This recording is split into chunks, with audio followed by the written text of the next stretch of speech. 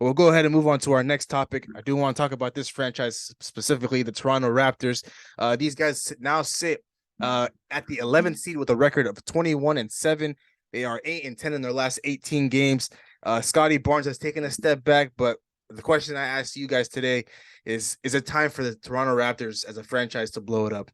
They're definitely getting rid of at least minimum two guys, and I 100% believe Fred VanVleet's probably going to be one of those guys. I mean, uh, he had an interview where he was talking about on JJ Redick's podcast. He was talking about his fit this year, him being less on the ball a lot more because if you notice, of course, Siakam's playmaking, his numbers are up, especially in the assist categories, and that's due to Fred VanVleet touching the ball a lot less. But there's a bunch of fit issues. Like their numbers on and off the court together, they just don't match up particularly well.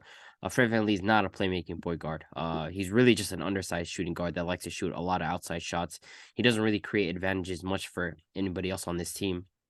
Like Toronto has taken a step back defensively, especially Gary Trent Jr. has been as good on defense as he was last year.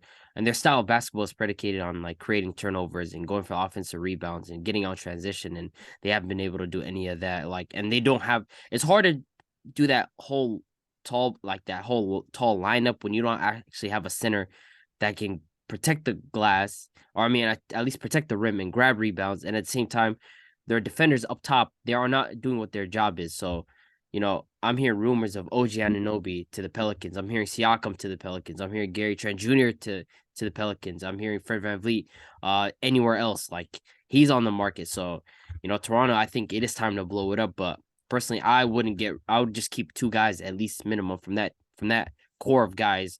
And of course, Scotty Barnes is going to be one of them. And, maybe Toronto's looking back thinking, what if we had given up Scotty Barnes for KD in that trade? They declined giving him up. And if they had a KD, who knows how good they would have been this season, But they declined that. And now they're keeping Scotty Barnes and he's taking a step back. But I'm gonna just keep it as a sophomore slump. It's normal. He has been better as of recently, but sophomore slump. Otherwise, then I think for sure, Fred VanVleet is gonna be gone, and maybe Gary Trent Jr. I think he's gonna be gone as well, and possibly OG or Siakam. But I think one of those two probably stays. So it is time to blow it up over there. Oh yeah, most definitely, man. My preseason prediction rankings for them, I had them sitting at what I think either eighth or ninth seed, sitting at 11 right now, and it's pretty bad. And I feel like it's just they have too many of the same guys on the team. Like you got Siakam, you got OG, you got Scotty, and then you got Gary Trent that you need to create for. And like Abby said, FVV, he's not really a point guard that creates for other people. He's a guy that gets a bucket, he can score himself, he's a shooter. But other than that, he's not gonna create for you. But I do agree. I think three of the guys that definitely that are gonna be in trade talks in upcoming weeks is gonna be OG, Gary Trent, FVV.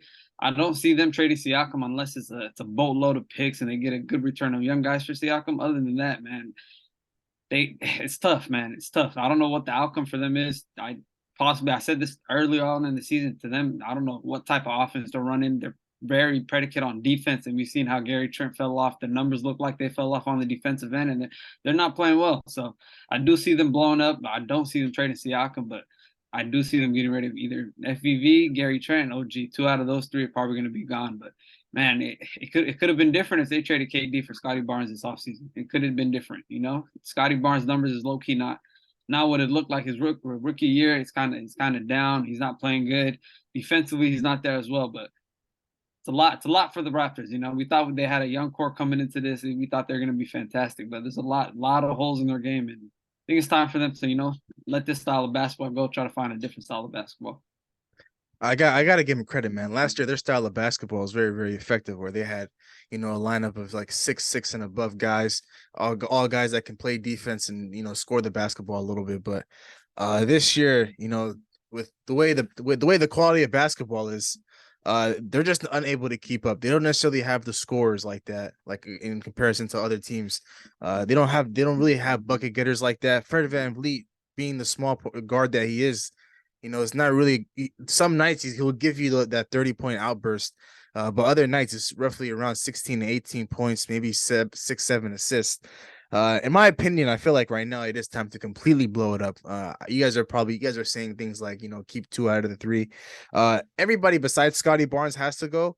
And the only reason why Scotty Barnes is staying is simply because he won Rookie of the Year last year, and sophomore slump, of course, is fine. But it's just too early to give up on a young prospect like that. Siakam has to go. OG Anunoby has to go. Gary Trent has to go. I think Gary Trent's probably going to be the first guy to go. And then Fred VanVleet, OG, and Siakam will probably be the three guys that probably go in the offseason. Siakam, you can get the most out of him, and OG will probably be right there behind him. But Fred VanVleet, you might be able to get some good value and good return on him. But at the same time, Fred VanVleet, what is he going to provide for you if you're a team if you're a championship contending team? Like if you want to trade for a guy like Fred VanVleet, yeah, he's a good guard, but at the same time, he's a defensive liability, and he's really too inconsistent in terms of scoring the basketball. It's either he kind of has it in terms of his shooting, or he doesn't. But he's always going to be able to facilitate and kind of control the offense from time to time, but never really be that true point guard that you need him to be. So he's yeah, I mean, recently I believe he just did decline a extension worth over 110 or 120 mil from the Toronto Raptors.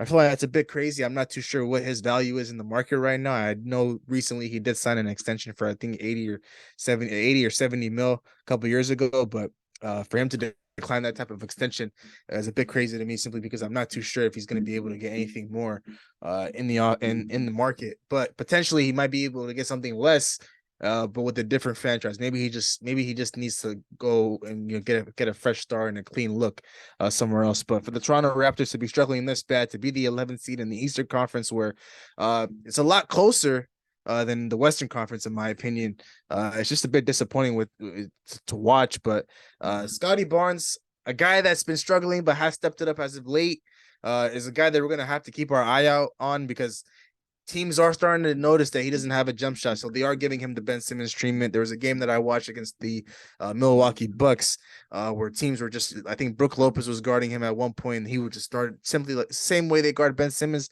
it's the same way they were guarding Scotty Barnes, just starting inside the paint, letting him free roam outside on the perimeter. So that's one part of his game that he needs to work on heavily because if he doesn't have a jump shot, I'm not too sure if he's going to be able to last long in this league, because at the end of the day, of course, he can apply pressure at the rim and he can do so much there and get to the free throw line. But at the same time, this is a jump shooting league. And I feel like if Scotty Barnes wants to, last long in this league, he's going to need to develop a jumper. So that's one thing that I will keep my eye out on for Scotty Barnes. But for this Toronto Raptors team, I definitely do believe it's time to blow it up.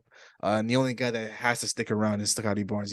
He's the franchise guy. He's the guy you build your team around.